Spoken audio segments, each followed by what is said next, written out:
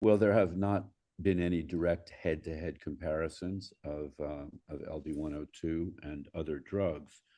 So what we have to go on is looking at the effect sizes that have been reported in different studies with different medications. And I think what we saw in this NOVA study was effect sizes that were certainly comparable to those that have been seen with other medications.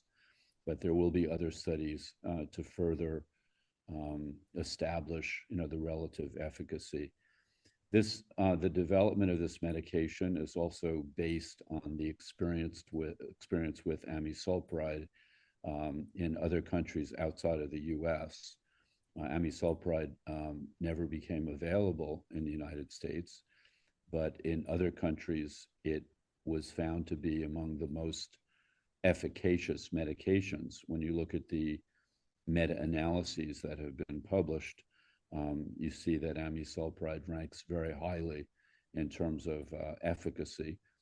And the idea behind LB-102 was adding a methyl group to amisulpride to make it more easily, make it easier for the compound to cross the blood-brain barrier, to enable the use of lower doses.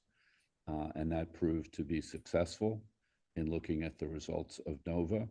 So significant advantages over placebo were seen with 50 milligrams, 75 milligrams, and 100 milligrams.